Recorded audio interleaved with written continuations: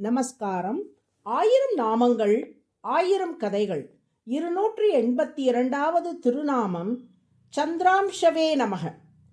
தமிழகத்தில் வாழ்ந்த கோபிலர் கோபிரளயர் என்னும் 2 முனிவர்கள் கண்ணன் செய்தருளிய லீலைகளை பற்றி கேள்விப்பட்டார்கள். குளிர் நிலவாய் அருள் அமுதை பொழிந்து அடியார்களின் மனங்களை ஆனந்த கடலில் ஆழ்த்தும் அந்த கண்ணபிரானை நேரில் தரிசிக்க வேண்டும் என்று ஆவல் கொண்டார்கள் அம்முனிவர்கள். அதனால் தமிழகத்தில் இருந்து கண்ணன் வாழ்ந்து வந்த துவாரகையை நோக்கி யாத்திரை மேற்கொண்டார்கள். அவர்களை வழிமறித்த நாரதர், எங்கே செல்கிறீர்கள் என்று வினவினார். மதுராவில் தோன்றிய மாயக் கண்ணன் மாமன்னனாய் இப்போது ஆட்சி செய்து வரும் துவாரகையை நோக்கி செல்கிறோம் என்று விடையளித்தார்கள் முனிவர்கள்.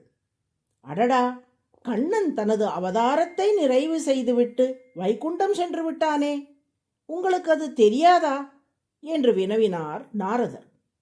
ஐயோ, இனி நாங்கள் கண்ணனை தரிசிக்க இயலாதா என்று கதறியபடி கோபிலர் கோபிரளயர் இருவரும் மூர்ச்சையை அடைந்து கீழே விழுந்தார்கள். அவர்களின் பக்தியைக் கண்டு நெகிழ்ந்த நாரதர் அவர்களை தேற்றி, நீங்கள் இவ்விடத்துக்கு அருகில் உள்ள மன்னார்குடி எனப்படும் செண்பக ஆரண்ய கஷேத்திரத்துக்கு சென்று திருமாலை குறித்து தவம் புரிவீர்களாக. அங்கே உங்களை தேடி வந்து திருமால் காட்சியளிப்பார் என்று கூறினார். நாரதரின் அறிவுரைப்படி கோபிலர் கோபிரளயர் இருவரும் மன்னார்குடியில் கடும் தவம் புரிந்தார்கள். அவர்களின் தவத்துக்கு உகந்த திருமால் வைகுண்டத்தில் தான் இருக்கும் தோற்றமாகிய பரவாசுதேவ வடிவத்துடன் அவர்களுக்கு காட்சி தந்து, முனிவர்களே, உங்களுக்கு என்ன வரம் வேண்டும் என்று கேட்டார். நீ கிருஷ்ணா அவதாரத்தில் என்னென்ன லீலைகள் செய்தாயோ அவை அனைத்தையும் நாங்கள் தரிசிக்க விழைகிறோம் என்று முனிவர்கள் பிரார்த்திக்க, கண்ணன் செய்த 30 விதமான லீலைகளை அவர்களுக்கு மன்னார்குடியில் காட்டிய திருமால் நிறைவாக ருக்மிணி சத்யபாமாவோடு ராஜகோபாலனாகவும் காட்சி தந்தார். முதலில் அம்முனிவர்களுக்கு காட்டிய பரவாசுதேவ திருக்கோலம், அதன் பின் 30 கிருஷ்ண லீலைகள், நிறைவாக ராஜகோபால திருக்கோலம் என மொத்தம் 32 வடிவங்களில் மன்னார்குடியில் திருமால் தரிசனம் தந்ததின் நினைவாக இன்றும் மன்னார்குடி ராஜகோபால சுவாமி திருக்கோவிலில் பரவாசுதேவன் மூலவராகவும் கண்ணன் காட்டிய 30 லீலைகள் பிரகாரத்தில் வரைபடங்களாகவும் ராஜகோபால சுவாமி உற்சவமூர்த்தியாகவும் திகழ்வதை காணலாம்.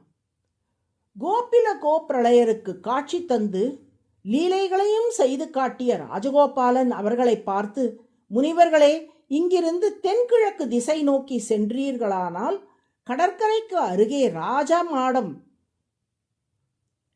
என்கிற ஊர் வரும். அங்கே நான் உங்களுக்கு மீண்டும் ஒருமுறை காட்சியளிப்பேன் என்று கூறினார்.